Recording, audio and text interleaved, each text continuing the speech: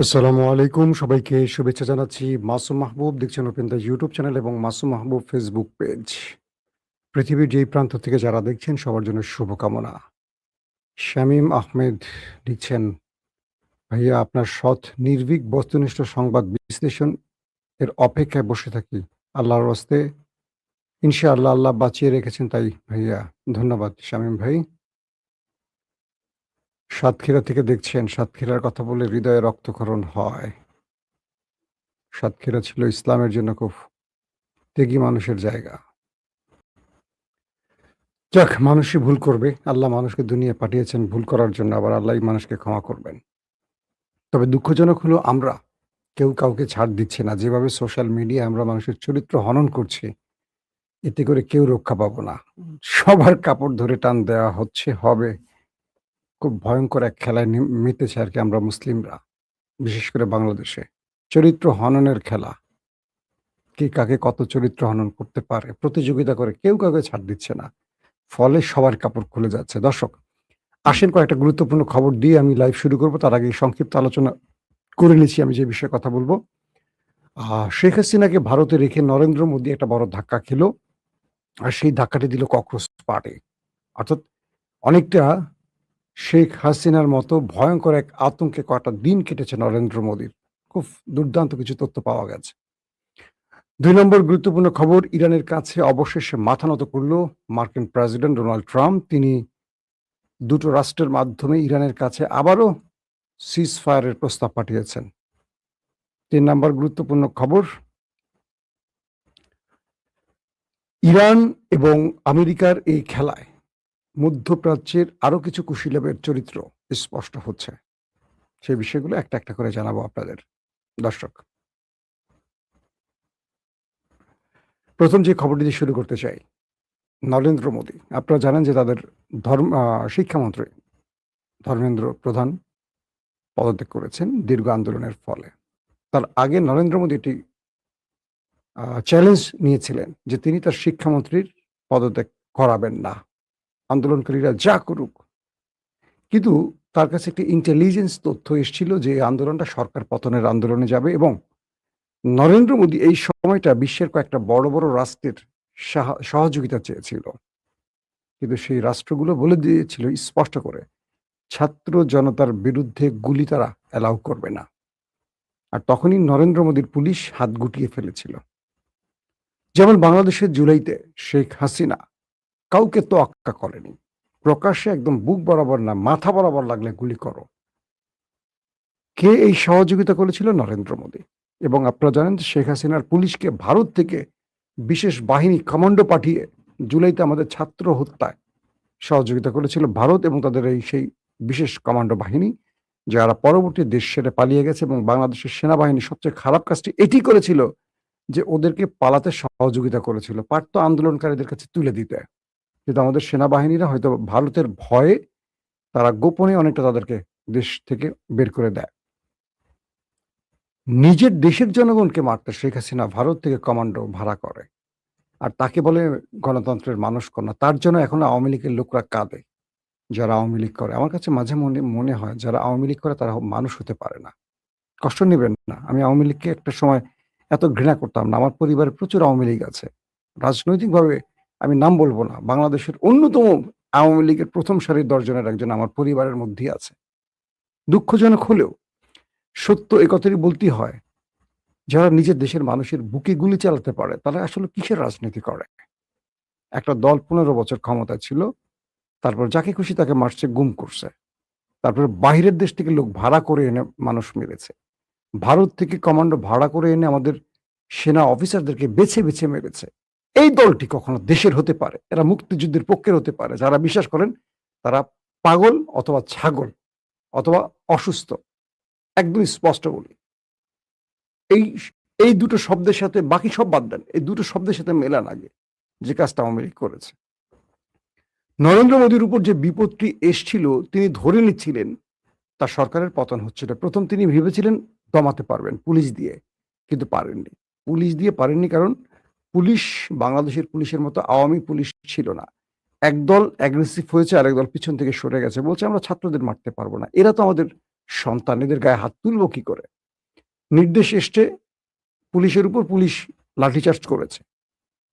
আপনারা দেখেছেন যে কয়েকজন পুলিশ মারছে, সব পুলিশ সম্মিলিত মারে নাই, কারণ ওদের মধ্যে মানবিকতাটা ছিল। ওদের রাষ্ট্রে আমাদের মতো পচে যাওয়া রাজনীতিবিদের চেয়ে একটু হলেও মানসম্পন্ন, বা পুলিশের মধ্যে বিশেষ করে আমলা পুলিশের মধ্যে কিছুটা বিচার বিবেচনা বোধ আছে। আমাদের দেশে এটা থাকে না। যখন বিএনপি আসে সব মানে ক্ষমতা, সব পুলিশ বিএনপি হয়ে যায়, কে জামাত, কে আওয়ামী লীগ, কে বিএনপি না, সব পুলিশ পদ আর অর্থনৈতিক লাভ বা ধান্দাবাজির জন্য। যখন আওয়ামী লীগ আসে সব আওয়ামী লীগ হয়ে যায়। ভবিষ্যতে কখনো জামাত যদি আসে সব জামাত হয়ে যাবে। আমাদের আমলাদের, আমাদের প্রশাসনের ক্যারেক্টার হলো এরকম। এরা কখনো মানে একটা রাষ্ট্রের চিন্তা করে না, প্রত্যেকে ব্যক্তি চিন্তাটা করে, যার কারণে এই অবস্থা হয়। কিন্তু আমার যারা আন্দোলন করছেন ভারতের দিল্লির অনেকের সাথে কথা হয়েছে, আবার এনটিভির ভারতের একটা বড় গণমাধ্যমে আমার কিছু বন্ধু তাদের সাথে কথা হয়েছে, যেটা তারা স্পষ্ট বলছে যে পুলিশ ছাত্রদের উপর কিছু কিছু পুলিশ অ্যাগ্রেসিভ হলেও সবাই সম্মিলিত হয়নি, এবং ছাত্রদের ভরসা ছিল এটাই যে পুলিশ তাদের উপর হামলা করবে না, কারণ তারা কোনো পলিটিক্যাল লোক না। এটি একটি প্লাস পয়েন্ট ছিল। নরেন্দ্র মোদী এখান থেকে একটা মানে কামব্যাকের সুযোগ পেয়েছে। ২ নম্বরটা হলো দ্রুত সময় নরেন্দ্র মোদী যখন বুঝলেন যে পরের দাবিটা আসবে প্রধানমন্ত্রীর পদত্যাগ, তখন বাধ্য হয়ে শিক্ষামন্ত্রীকে তিনি কোরবানি দিলেন। তবে যে তথ্যগুলো পাওয়া যাচ্ছে ভেতরে আরেকটা সম্মিলিত প্রচেষ্টা শুরু হচ্ছে, কারণ এই আন্দোলনে সম্পৃক্ত হয়েছে বড় সংখ্যক মুসলিমরা, এবং ইতিমধ্যে বেশ কয়েকজন মুসলিমকে বাড়িতে গিয়ে গ্রেফতার করেছে নরেন্দ্র মোদীর পুলিশ। তবে আন্দোলনকারীরা বলছে যদি এভাবে মুসলমানদের হয়রানি করা হয় তারা আবারও যন্তর মন্তরে নামবে, কারণ এই আন্দোলনটা সৌন্দর্য বাড়িয়েছিল মুসলমানরা। অজস্র পোলাপান যখন সারা রাত যন্তর মন্তরে পড়েছিল রাস্তায়, মানে পড়েছিল কি, তারা রাত জেগে আন্দোলন করছিল, সেই সময় মুসলিম ছেলেরা সবাইকে পানি খাইয়েছে, খাবার দিয়েছে ক্ষুধার্ত মানে ছাত্র জনতাকে। ফজরের আজান হয়েছে, অজস্র হিন্দুদের মাঝে ১০ জন, ৫ জন, ২০ জন, ৫০ জন মুসলিম দাঁড়িয়ে নামাজ পড়েছে আজান দিয়ে রাস্তায়, রাজপথে। সেই দৃশ্য আমার ফেসবুকে আমি দিয়েছিলাম। এই দৃশ্য আপনারা কল্পনা করতে পারেন যে একজন মুসলিম হাজারো মানুষের মধ্যে ফজরের সময় উঠে যখন নামাজ পড়ে, সেই দৃশ্যটা কত সুন্দর হতে পারে। আমি একটা ছবি আপনাদের দেখানোর চেষ্টা করব, কথা বলার মধ্য দিয়ে আমি চেষ্টা করছি সেই ছবিটা আমার সিস্টেমে আপনাদেরকে দেখানোর জন্য। তো এই পরিস্থিতির মধ্যে সবাই বলছে যে হিন্দু মুসলিম ভাই ভাই। তাদের স্লোগানটা হলো এরকম যে তারা এই দেশকে ব্রিটিশের বিরুদ্ধে যুদ্ধের মাধ্যমে যে স্বাধীন করেছিল, এখানে মুসলমানদের অনেক বড় অবদান ছিল, তাই কোনো মুসলমানকে গ্রেফতার করতে পারবে না, এমন একটি দাবি এখান থেকে উঠে এসছে। কিন্তু নরেন্দ্র মোদী টার্গেট করছে এখন মুসলমানদের। তিনি বোঝাচ্ছেন যে এই আন্দোলনটা মুসলিমরা করাইছে, যেমন শেখ হাসিনার টার্গেট ছিল জামাত শিবির, একদম কনফার্ম। দেখেন, আবার দেখেন এই আন্দোলনে জামাতকে জড়ানোর একটা কৌশল ভারতের জি টিভি থেকে শুরু করে প্রচুর গণমাধ্যম বলছে যে জামাত নাকি চিঠি পাঠিয়ে এই আন্দোলনের সমর্থন ব্যক্ত করেছে। মানে কত বড় ফেক নিউজ, এটা ভারতের সব গণমাধ্যম প্রচার করেছে মোটামুটি। তারপরে দেখা গেল এটার হদিস খুঁজে টুজে যে এইসব সব ভুয়া খবর ছিল, এটা জামাতের কোনো মানে রিয়েল চিঠি ছিল না, এটা ওরা নিজেরাই এই ছবি বানায়া জামাতের নামে প্রচার করছে। বুঝতে পারছেন? জামাত এটা অফিসিয়ালি জানাইছে যে এরকম কাজ তারা, বা এরকম কোনো তাদের চিঠি পাঠানো হয়নি আন্দোলনকারীদের উদ্দেশ্যে। এরকম অনেকগুলো বিষয় ছিল। এখন যে অবস্থাটা তৈরি হয়েছে, নরেন্দ্র মোদী এই মুহূর্তে সবচেয়ে বড় বিপদে আছেন। কারণ কি, তিনি ছাত্রদের কাছে পরাজিত হয়েছেন, এবং এই আন্দোলনে তিনি যে হেরে গেছেন এটা স্পষ্ট হয়ে গেছে। এখন যে কোনো সময় নতুন একটা আন্দোলন আসবে। ধারণা করা হচ্ছে বৈষম্য বিরোধী আন্দোলনও ঠিক এরকম একটি সময় গেছে। কয়েকদিনের একটা আমরা হালকা বিরতি দেখেছিলাম। আপনারা স্ক্রিনে দেখতে পাচ্ছেন যে যন্তর মন্তরে সবাই ঘুমিয়ে আছে, এক মুসলিম ব্যক্তি সেখানে নামাজ পড়ছে সামনে একটা চেয়ার রেখে, ফজরের নামাজ। এরকম অজস্র ছবি আমি দেখেছি। এখন যে বিষয়টা তৈরি হচ্ছে যে শেখ হাসিনাকে যেভাবে পতন ঘটিয়েছে, আতঙ্কটা নরেন্দ্র মোদীর মধ্যে ঢুকেছিল, এবং সেই ভয়টা তিনি রীতিমতো আটকে ছিলেন। তিনি বারবার তার ইন্টেলিজেন্সকে ডেকেছেন, তার গোয়েন্দা বাহিনীকে ডেকেছেন, বা তার অভ্যন্তরীণ গোয়েন্দা সেক্টরকে। সবগুলোর পক্ষ থেকেই বলা হয়েছিল সরকার পতনের দিকে যাবে ককরোচ, এবং ককরোচকে একটা মানে বিভিন্ন বিদেশি সংস্থা সহযোগিতা করছে, এরকম তথ্য নাকি আসছিল ইন্টেলিজেন্স তথ্য। শেষ পর্যন্ত নরেন্দ্র মোদী তার গুরুত্বপূর্ণ ব্যক্তিদের সাথে বসলেন এবং বললেন যে শিক্ষামন্ত্রীকে কোরবানির কোনো বিকল্প নেই, নতুবা 24 ঘন্টা যে আলটিমেটাম দেওয়া হয়েছিল, সেই আলটিমেটামের পরেই তারা নরেন্দ্র মোদীকে টার্গেট করবে, সরকার পতন, শেখ হাসিনার মতো। এবং প্রতিটি রাজ্যে আন্দোলন ছড়িয়ে পড়ার ঘোষণা চলে এসেছিল। শেষ পর্যন্ত শেখ হাসিনার অবস্থা থেকে শিক্ষা নিয়ে নরেন্দ্র মোদী খুব দ্রুত সিদ্ধান্তগুলো নিয়েছেন। তারপরও বলা হচ্ছে যে বড় আন্দোলন আসছে খুব শীঘ্রই। নরেন্দ্র মোদীকে এত সহজে পার দিবে না, কারণ নরেন্দ্র মোদী যতগুলো অপকর্ম করছে এখন শুধু লিস্টের সামনের দিকে আসবে, একটা একটা করে সামনে আসবে। এবং নরেন্দ্র মোদী এই প্রথম পরাজিত হয়েছেন, বলা হচ্ছে তার পুরো ফাটল ধরছে। আরেকটি ইন্টারেস্টিং তথ্য দেয় আপনাদের, এটা নিয়ে আমি আলাদাটা পর্ব করব পরে। আগামী 10 থেকে 15 বছরের মধ্যে ভারত ভাগ হতে পারে। আপনারা মনে রাখবেন কথাটি ভালো করে। 10-15 বছরের মধ্যে ভারতের কয়েকটা রাজ্য ভাগ হয়ে যেতে পারে। ভারত এই ইন্টেলিজেন্স তথ্যগুলো জানে। এই আন্দোলনগুলো মুসলমানদের সম্পৃক্ততা বা বিদেশি সম্পৃক্ততা অনেকগুলো বিষয়কে ভারত এখন খুব গুরুত্বের সাথে নিচ্ছে। এবং যে আন্দোলনটি হয়েছে, লক্ষ লক্ষ মুসলিমরা নেমেছিল, কারণ মুসলমানদের উপর বিজিবির দুঃশাসন এই আন্দোলনের সবাইকে সম্পৃক্ত, শুধু না মুসলিমকে আবার মাঠে নামিয়েছিল। এবং মুসলিমরা মাঠে নামলে সরকার পতন হবে, এটা নরেন্দ্র মোদী জানে। যেমন জামাত শিবির মাঠে নেমে শেখ হাসিনার পতন ঘটিয়েছে। এই আন্দোলনটা কিন্তু মূল নেতৃত্ব জামাত শিবির দিয়েছে, কেউ মানুক আর না মানুক এটা শেখ হাসিনা জানে। আর জানি বলেই বিদায়ের আগে তাদেরকে নিষিদ্ধ করে গেছে। আসেন গুরুত্বপূর্ণ ইরানের খবরগুলোতে আসে। ইরানের লেটেস্ট আপডেট যেটা হলো সেটা হলো হরমুজ প্রণালীতে মাইন বিস্ফোরণে আবার তেলের ট্যাঙ্কার বিস্ফোরিত হয়েছে, ধ্বংস হয়েছে। ইরানের গণমাধ্যম জানিয়েছে যে হরমুজ প্রণালীতে নৌ মাইনের আঘাতে একটি তেলবাহী ট্যাঙ্কার বিস্ফোরিত হয়েছে। বিষয়টি কি? ইরান তার হরমুজ প্রণালীতে বিভিন্ন জায়গায় মাইন পুঁতে রেখেছে, আর যে অঞ্চলে মাইন পুঁতে রাখেনি সেই অঞ্চলগুলোকে সবার জন্য উন্মুক্ত রেখেছে। তো এখন যেটা হচ্ছে যে আমেরিকা ইরানের নির্ধারিত পথের ভিন্ন পথ অবলম্বন করতে জাহাজকে প্রলুব্ধ করছে, যার ফলে ইরান সে অঞ্চল থেকে মাইনগুলো সরায়নি। অর্থাৎ হরমুজের কন্ট্রোল আমেরিকা নেয়ার জন্য চেষ্টাটা করছিল, আর ইরান বলছে না, এটা আমার জলসীমা, আমার কন্ট্রোলে থাকবে। তো আমেরিকার নির্দেশে ইরানের দেখানো পথের বাইরে যারা চলাচল করছেন তারা আক্রমণের শিকার হচ্ছেন, অথবা মাইন বিস্ফোরণে তারা ধ্বংস হচ্ছেন। ঠিক তেমনি একটি ঘটনা আবার নতুন করে হরমুজে ঘটলো, যে হরমুজ প্রণালীতে নৌ মাইন যে আছে পানির নিচে, ইরান যে মাইনগুলো পুঁতে রেখেছিল সেটার বিস্ফোরণে একটি তেলের ট্যাঙ্কার ধ্বংস হয়েছে। ইরানের পররাষ্ট্র মন্ত্রণালয়ের মুখপাত্র ইসমাইল বাগাই বলছেন, হরমুজ প্রণালীতে সামুদ্রিক যান চলাচলের কার্যপ্রণালী নিয়ে ওমানের সঙ্গে আলোচনা অগ্রগতি হয়েছে। তবে ইন্টারেস্টিং ব্যাপার হলো যে গত 2 দিন আমেরিকা ইরানে কোনো আক্রমণ করেনি, কারণ আমেরিকা সর্বশেষ ইরানের হাতে ধোলাই খেয়ে তারা পাকিস্তান এবং কাতারের মাধ্যমে মধ্যস্থতার জন্য আবারও প্রস্তাব পাঠিয়েছে, এবং এই দুটো দেশ ইরানের হাতে পায়ে ধরে কোনো রকম রাজি করানোর চেষ্টা করছে। তো আমেরিকা যখন 2 দিন আক্রমণ করেনি, ইরানও পাল্টা আক্রমণ করেনি। তবে কয়েকটি তথ্য, মার্কিন তথ্য আসছে এরকম যে আমেরিকার প্রতিরক্ষা ব্যবস্থা মোটামুটি ধ্বংস করে ফেলেছে। ইরান দাবি করছে 200-র অধিক মার্কিন সেনাকে তারা ওপারে পাঠিয়েছে, আইআরজিসির দাবি। ইরানের রাডার সিস্টেমগুলো অকেজো হয়ে গেছে, প্যাট্রিয়ট থার্ড অকেজো হয়ে গেছে, মিসাইল স্টোরেজ ধ্বংস করে ফেলেছে, তাদের নতুন আসা ড্রোনগুলোকে ধ্বংস করে ফেলেছে, হেলিকপ্টার ধ্বংস করেছে, যুদ্ধ বিমান ধ্বংস হয়েছে। আজকে সন্ধ্যা 6টার লাইভে আমি আপনাদের সেই পরিসংখ্যানটা দিয়েছিলাম, যারা দেখেননি দেখে নেবেন, আগের লাইভটা, এই লাইভটার আগের লাইভটা, আজকে দিনে যেটা করেছি সেখানে মানে কতগুলো যুদ্ধ বিমান, হেলিকপ্টার, ড্রোন লিস্টেড আমি জানিয়েছি ধ্বংস হয়েছে। এগুলোর পর ডোনাল্ড ট্রাম্প আসলে আর কিছু করতে পারছিলেন না। ডোনাল্ড ট্রাম্প এই যুদ্ধটা, আসলে একটা জিনিস আপনাদের বলি, যুদ্ধটা কিন্তু ডোনাল্ড ট্রাম্প চাচ্ছে না, ইসরায়েল চাচ্ছে। আমেরিকার মধ্যে কয়েকটা গ্রুপ ভাগ হয়ে গেছে, যেমন ধরেন মার্ক রুবিও,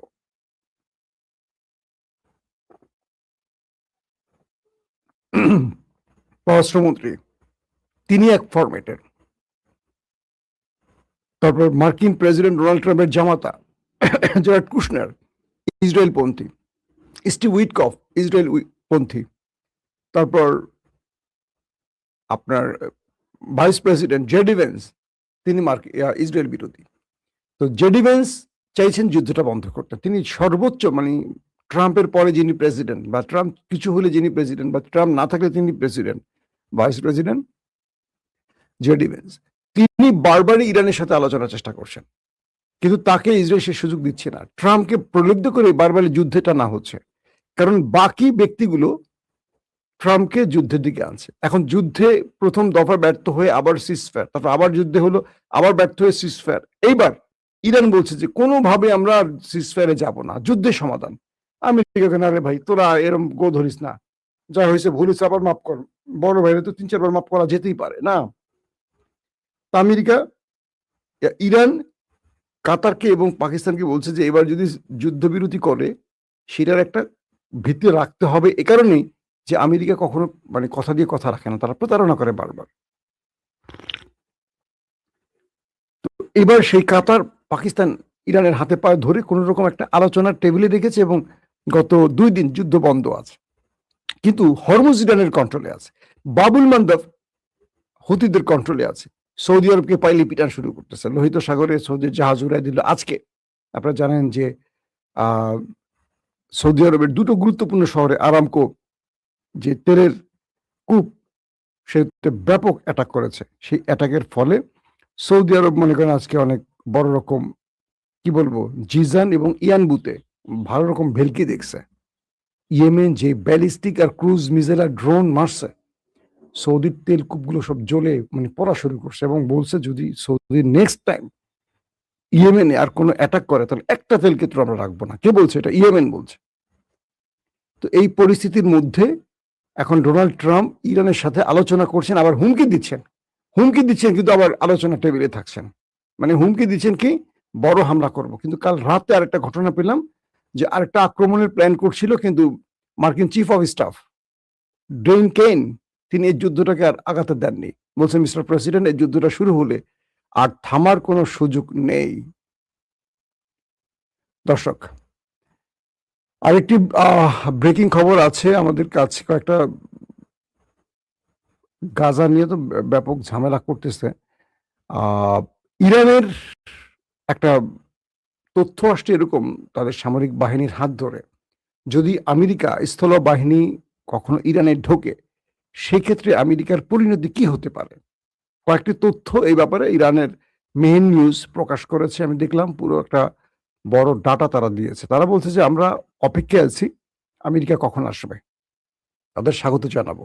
কিন্তু আমেরিকাকে এটুকু মনে রাখতে হবে তারা এখান থেকে ফিরে যেতে পারবে না, কারণ এই যে বিশাল অঞ্চলটা ইরানের যে জলপথ মানে যেখানে প্রবেশ করবে, এটা তাদের জন্য একটা জুয়া খেলা হবে আমেরিকার জন্য। মানে এখানে তারা ভৌগোলিক ভাবেই আটকে পড়ে যাবে। প্রতিরক্ষা সক্ষমতা, জাতীয় প্রতিরোধ এবং সমগ্র অঞ্চলে যুদ্ধ ছড়িয়ে পড়ার একটা সম্ভাবনা তৈরি হবে। পাশাপাশি আমেরিকা এই মরণ ফাঁদ বা চোরাবাড়ি থেকে ফিরে যেতে পারবে না, এমনটিও বলছে বিভিন্ন রাজনৈতিক ব্যক্তিরা এবং মার্কিন পেন্টাগন, যে এটা তাদের জন্য চোরাবালি হবে ইরানের স্থল অভিযান। তো সবকিছু মিলে ইরানে আক্রমণের শেষ জায়গাটি এখন আলোচনার মাধ্যমে আবার ব্রেক দিছে। আর ইরান বলছে আমেরিকাকে যে হরমুজে তুমি থাকতে পারবা না, আমি তোমাকে যে শর্ত দিচ্ছি সেই শর্ত তোমাকে মানতে হবে। আর তুমি যদি মনে করো আর 10-12 দিন বিরতি দিয়ে আবার ফিরে আসবা যুদ্ধে, আসতে পারো, আমি তোমাকে স্বাগত জানাই। মানে আমেরিকার একটা প্রচেষ্টা আছে যে তারা আবার ফিরে আসতে পারে। কিভাবে? এখন তাদের অস্ত্রে টান পড়ছে, সেনাবাহিনীর প্রচুর সদস্য মারা গেছে, তো 10-12 দিনের একটা রেস্ট নেবে, এই জন্য যুদ্ধবিরতি। আগেরটাও তাই করছে। এটা ইরান বোঝে।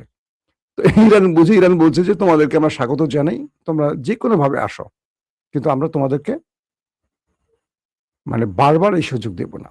আসলে ঘটছে কি পর্দার অন্তরালে, 2 মিনিটে বলি। মার্কিন প্রেসিডেন্টের কাছে কিছু তথ্য আসছে। ডেইন কেন যখন নির্দেশ পেয়েছেন ট্রাম্পের আক্রমণে, তখন তারা বলছেন যে ইরান, সৌদি আরব সহ কয়েকটি দেশে ম্যাসিভ আক্রমণের প্ল্যান করছে। অর্থাৎ এই যে হুতিদের নামিয়ে দিল, তার পেছনে কিছু কারণ আছে।